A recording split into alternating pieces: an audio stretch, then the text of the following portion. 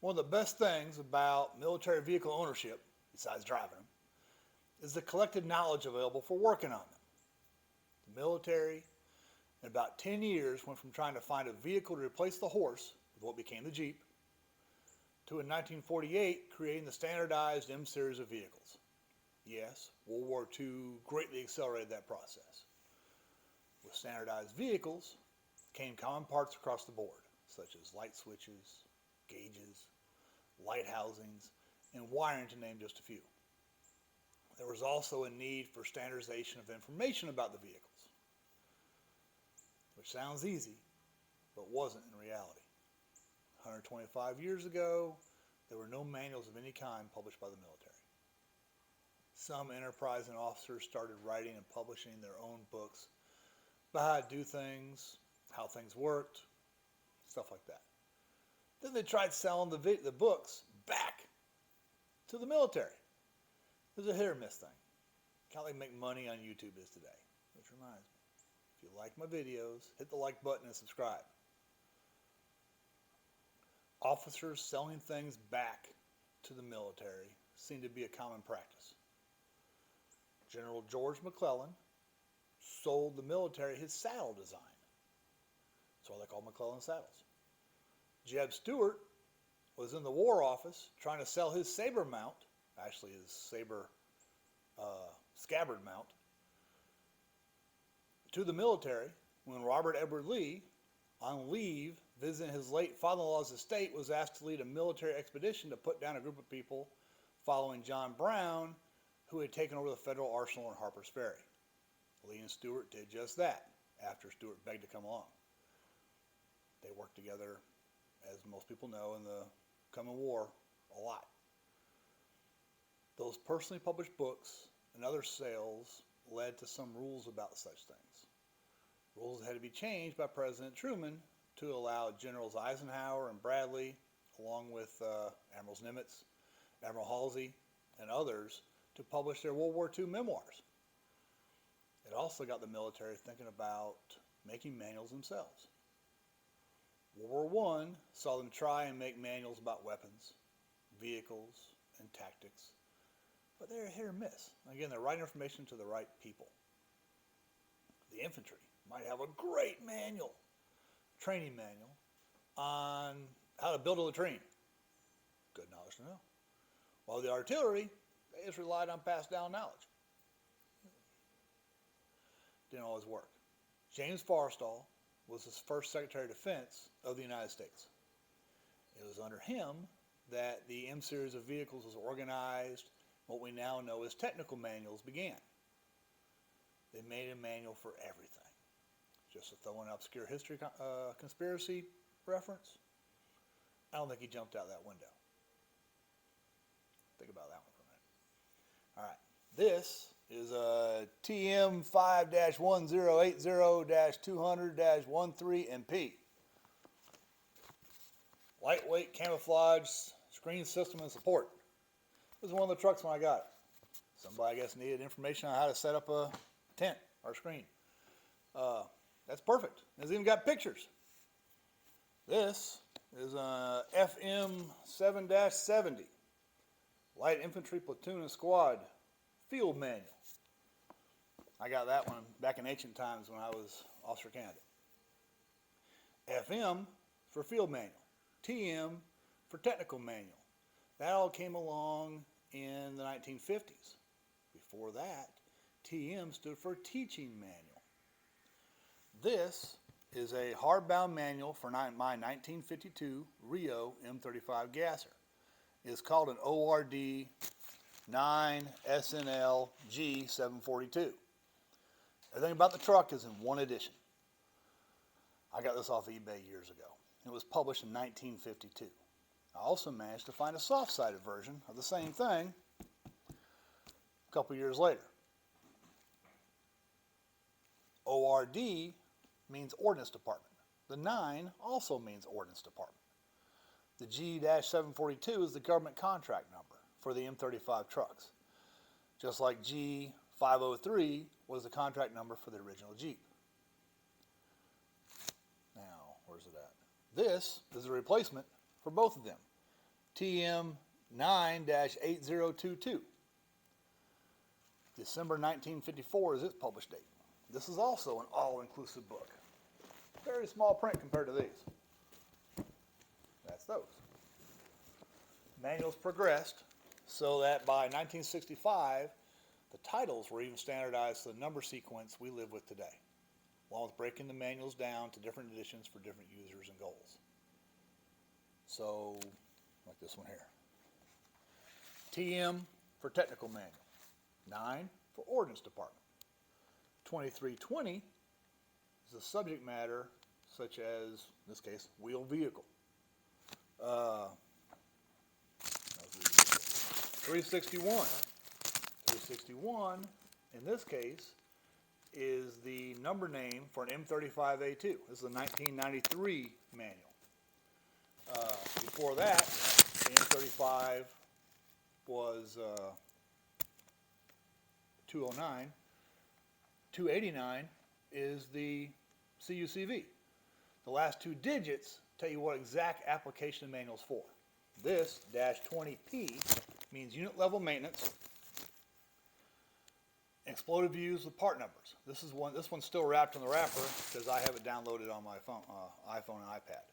-10, like in this one here, is like a civilian owner's manual.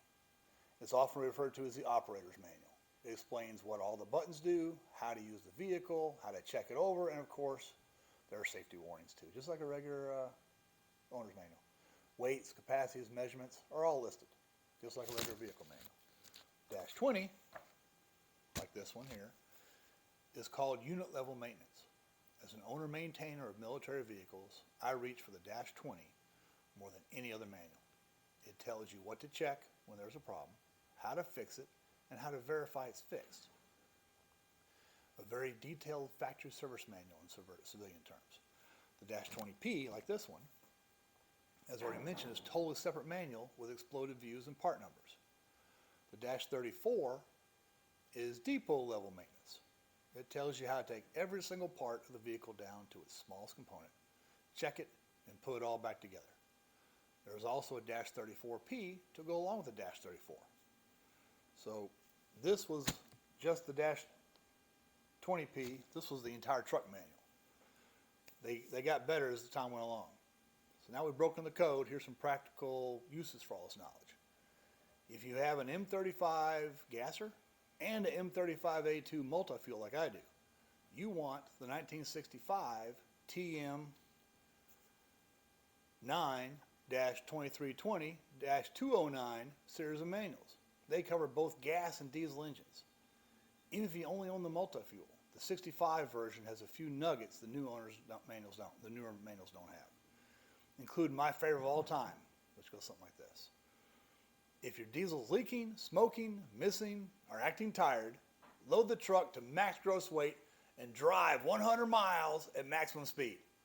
See if the problem still persists when done. I love that. Basically, the manual's telling you to drive it like you stole it.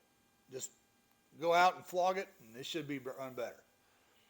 If you have a CUCV, then the -20 should be your constant companion.